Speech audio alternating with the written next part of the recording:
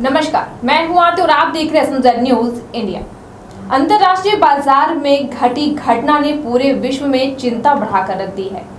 लोग सवाल कर रहे हैं, क्या मंदी आने वाली है या फिर नौकरी खतरे में है, नौकरी जाने वाली।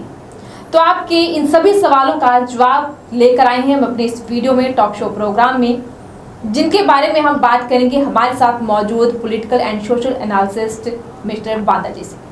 बांदा जी, आपका बहुत बहुत स्वागत है। नमस्कार मैडम। नमस्कार बांदा जी, जैसे कि 20 साल बाद एक ऐतिहासिक घटना घटी है, पूरे विश्व की चिंता बढ़ गई है। यूरो जिसका कभी रेट नहीं गिरा, 2002 के बाद वो बिल्कुल स्ट्रॉन्ग था और अब 2022 में जाके उसका रेट घट गया है, वो डॉलर के बराबर पहुंच गया। तो इसको लेकर काफी सारी चिंताएं जताई जा रही हैं। क्या कहना चाहेंगे आप इसके बारे में? बिल्कुल, इसमें कोई शक नहीं है, अमेरिका को इसका डेफिनेटली एडवांटेज पहुंची है और द्वितीय विश्व युद्ध में भी ये अमेरिका को इस चीज़ का बेनिफिट मिला था। हालांकि यूरोपियन कंट्री काफ़ी स्ट्रॉन्ग कंट्री रही हैं, इकोनॉमिकली स्ट्रॉन्ग रही हैं, बट द्वितीय विश्व युद्ध में भी इन्होंने काफ़ी युद्ध में अपने रिसोर्सेज गंवाए हैं, इकोनॉमिकली इनको मार पड़ी है। पर कहीं ना कहीं अमेरिका की जो डिपेंडेंसी इन चीज़ों को, जो बेसिक रिसोर्सेज हैं, चाहे वो पावर सेक्टर है, चाहे वो खाद्य पदार्थों की हम बात करें, कुछ बेसिक नेसेसिटी की जो चीज़ें हैं, कहीं ना कहीं अमेरिका इन चीज़ों से इंडिपेंडेंट है। तो कहीं ना कहीं अमेरिका को विश्व स्तर पे इन चीज़ों का कहीं ना कहीं फ़ायदा मिलता आ रहा है और मिलता रहा है। अमेरिका ने द्वितीय विश्व युद्ध में इंडस्ट्रीज़ लेके आया था, अपने पास पूरी इंडस्ट्रीज़ खोल दी थी, अपने डॉलर हैं जो हर क्षेत्र में, हर विश्व के हर क्षेत्र तक उसने फैला दिए और उसके पास इंटरनल माल भी था। मैम अभी अगर हम बात करें यूरो, अगर वो डॉलर के बराबर आ गया है तो कहीं ना कहीं अगर भारत को इसका कोई फ़ायदा हो रहा है तो टेक्निकल सेक्टर में उसको, टेक्नोलॉजी में उसको बेनिफिट इसका हो सकता है, व्यापारिक में हो सकता है, व्यापारिक क्षेत्रों में, क्योंकि जर्मन मेड चीज़ें इंडिया में बहुत ज़्यादा यूज की जाती हैं। ऑटोमोबाइल सेक्टर हो, टेक्नोलॉजी के हर सेक्टर में कहीं ना कहीं जर्मन टेक्नोलॉजी को तवज्जो दी जाती है। और यूरोपियन, अगर हम बात करें यूरो की, अगर वो गिरा है तो डिपेंड करता है बाइंग कैपेसिटी की। भारतीय व्यापारियों की बाइंग कैपेसिटी क्या है, वो एक्चुअल में अगर व्यापार में देखें तो उनको पैसा गिरने पे अगर उनकी इंटरनल कैपेसिटी है, कंजम्पशन है, तभी वो कहीं ना कहीं स्टॉक को ले सकते हैं, स्टॉक बढ़ा सकते हैं। क्योंकि भारत तो पहले ही पैंडेमिक टाइम से इस मंदी को झेल रहा है। भारत में तो पहले ही बाइंग कैपेसिटी कम हो गई है, लोग अपना किसी ना किसी तरह गुजारा चला रहे हैं।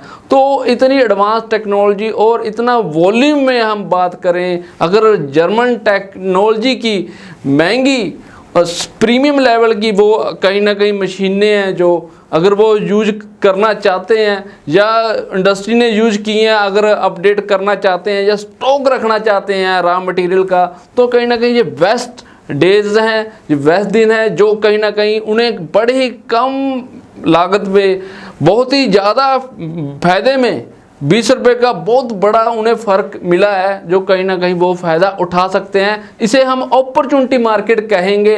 पर अगर हम देखें ये ज़्यादा टाइम तक भारत को भी अपना कहीं ना कहीं एरिया क्षेत्र बढ़ाना पड़ेगा, व्यापार की तरफ अगर लेकर चलें। हाँ, गुजरात जैसी इंडस्ट्रियल मॉडल जो बने हैं, वो अगर पूरे देश में कहीं ना कहीं अगर स्थापित करने में अपने एफर्ट्स बढ़ाते हैं तो कहीं ना कहीं वो मैन पावर भी, स्किल मैन पावर कहीं ना कहीं मुहैया हो जाती है। अगर वो ट्रेन कर लेते हैं अपनी मैन पावर को उस लेवल तक, कहीं ना कहीं इंडस्ट्रियल क्षेत्र में फिर विश्व लेवल पे अपने आप को रिप्रेजेंट कर सकते हैं और आगे ले जा सकते हैं। ऐसी अपॉर्चुनिटी मार्केट का जो फायदा है, जो लिमिटेड समय तक ही मिल पाएगा भारत को। मैम तो बांदा जी, लगता है कि रूस और यूक्रेन का जो युद्ध हुआ है उसका प्रभाव पड़ा है यूरोप गिरने में? बिल्कुल मैम, ये प्रभाव पड़ना ही था। ये कहीं ना कहीं जो नाटो कंट्रियां थी ये साथ लगी हुई, जो जर्मन की बात करें, फ्रांस, स्वीडन की जो बात करें, ये कहीं ना कहीं आपस में कहीं ना कहीं डिपेंडेंट है। क्योंकि रूस ने 40% तक गैस की जो सप्लाई है रोक दी है और जो जर्मन को सीधा अफेक्ट पड़ा है कहीं ना कहीं उसके पावर सेक्टर में, ऑटोमोबाइल इंडस्ट्रीज में, क्योंकि वो हब रहा है इन क्षेत्रों का। और ये उसके साथ जुड़ी हुई जो कंट्रीज हैं, जो स्वीडन है, नॉर्वे है, ये साथ जो जुड़ी कंट्री हैं वो कहीं ना कहीं सभी प्रभाव में आ गई हैं जी। कहीं ना कहीं ये मार अभी निकलना काफ़ी टाइम लग जाएगा, क्योंकि रूस का रवैया अभी दिख नहीं रहा कोई इन्हें को राहत देने की बात हम करें। अगर वो गैस की जो सप्लाई है अगर बढ़ा देता है तो फिर शायद इनकी इकोनॉमी में कोई दुरुस्ता दिखे। तो कहीं ना कहीं इस तरह अगर हम बात करें तो ये डिपेंडेंसी होने के कारण रिसोर्सों की ये इन्होंने इफेक्ट डाला मैम जी। पांडा जी, जैसे कि यूरोप में कुछ भारतीय लोगों ने वहाँ पे निवेश भी किया था। हाँ जी। तो क्या अब वो वहाँ पे निवेश करेंगे, और अगर निवेश नहीं करते हैं तो भारत पर क्या असर पड़ेगा और यूरोप में क्या रहेगा? बिल्कुल मैम, देखो इन्वेस्टमेंट की थी जिन्होंने यूरोप में की है, अभी भी कर रहे हैं। ऐसे जो हम बात करें अभी टेम्परेरी तौर पे है, जो अपॉर्चुनिटी मार्केट है, इस आगे निकालने का कोई रास्ता देखेंगे। जर्मनी जैसी ये कंपनियां बैठी हैं जो जॉइंट है, ऐसे इकोनॉमिकली हम देखें बहुत स्ट्रॉन्ग है।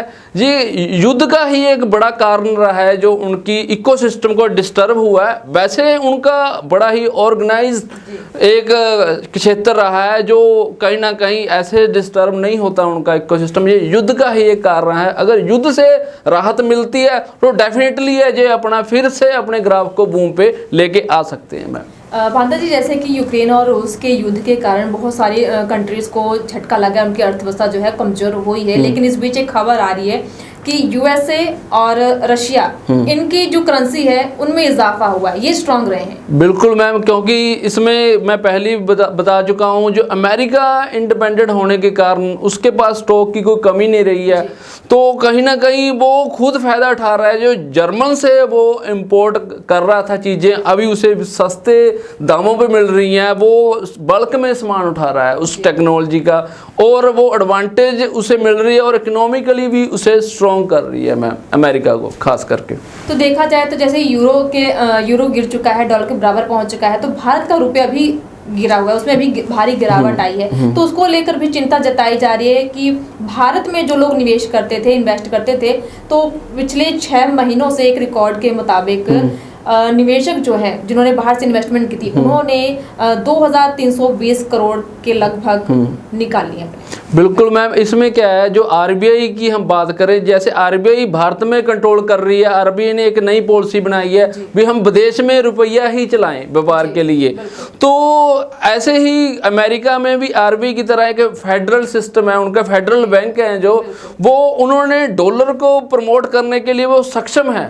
वो दो विश्व युद्ध की बाद की भी बात करूं, आज की भी बात करूं, उन्होंने डॉलर पूरी विश्व में फैला रखा है और उनके पास कैपेसिटी है, उनके पास वो स्टॉक है। अगर वो डॉलर से कोई भी विदेश का कोई भी व्यापारी वो चीज़ लेना चाहता है तो उनके पास उस लेवल का स्टॉक अवेलेबल है, इन्वेंट्री है। तो कहीं ना कहीं इन चीज़ों को लेके अपने आप को आगे रखा हुआ है अमेरिका ने और रूस ने। मैं तो आरबीआई की आप बात करें तो आरबीआई ने अब जैसे भारत को इजाज़त दे दी है कि हम विदेशों में रुपए के हिसाब से व्यापार कर सकते हैं, तो हमें भारत में जब ये व्यापार करेगा तो फायदा किस प्रकार हो सकता है? नहीं, भारत एक अपनी जगह बनाने की कोशिश कर रहा है। अभी मैं रुपया को मैं कहीं ना कहीं पूरे विश्व में फैलाऊं और व्यापारिक तौर पे आगे लेके जाऊं, पर डिपेंड करता है वहाँ के क्षेत्र में जगह बनाने की। वहाँ के कारपोरेट अदारे जो हैं वो इस पे किस लेवल तक का विश्वास रख पाएंगे, क्योंकि उन्होंने पुराना डाटा उठाना है। और भारत की ये एक कमी रही है, जहाँ की मार्केट में काफ़ी फ्लक्चुएशन है, जहाँ की सस्टेनेबिलिटी ना दिखने के कारण बाहर के विदेशी जो व्यापारी हैं वो कहीं ना कहीं एक डर उनमें रहता है। मैं तो जैसा कि ये क्या कहते हैं, अफवाहें फैली हुई हैं कि मंदी आने वाली है, नौकरी चली जाएगी, इस बात से कितने सहमत हैं? देखो मंदी तो देखो महंगाई के कारण जो है, जो कंजम्पशन कम हुई है, लोगों की बाइंग कैपेसिटी कम हो गई है। मंदी तो फिर ऑब्वियसली बात है वो शटडाउन दिखेगा कारपोरेट सेक्टरों में, प्रोडक्शन हाउसों में। वो शटडाउन के कारण कहीं ना कहीं एक टाइम पीरियड तक तो ये, जब तक युद्ध से हमें राहत नहीं मिलती है, वो इकोसिस्टम दोबारा पटरी पे नहीं आता है, तब तक तो ये मंदी का दौर आने वाले टाइम में देखने को मिल सकता है। मैम बिल्कुल पांडा जी, जिस तरह से आपने जानकारी साझी की है, मैं आशा करती हूँ कि हमारे दर्शकों को आपकी ये जानकारी पसंद आई होगी। तो जानकारी साझी करने के लिए आपका बहुत बहुत धन्यवाद। नमस्कार। तो जैसा कि मुझे पूरी उम्मीद है कि हमारे दर्शकों को जो आज की जानकारी हम टॉक शो के द्वारा लेकर आए थे कि यूरो या भारत का रुपया गिरने की वजह से इसका क्या इफेक्ट पड़ेगा, मंदी आने वाली है या नहीं, या नौकरी जाएगी या नहीं, ये जानकारी आपको पसंद आई होगी, आपको आपके सवालों के जवाब मिल गए होंगे। लेकिन आप भी इस वीडियो को जरूर लाइक कीजिए। आपके कमेंट्स क्या हैं, आपकी राय क्या है, हमारे कमेंट बॉक्स में जरूर शेयर कीजिएगा, ताकि आपके जो विचार हैं उसको हम अपने प्रोग्राम टॉक शो के द्वारा उसे दर्शकों तक पहुंचा सकें। तब तक के लिए देखते रहिए SMZ न्यूज़ इंडिया।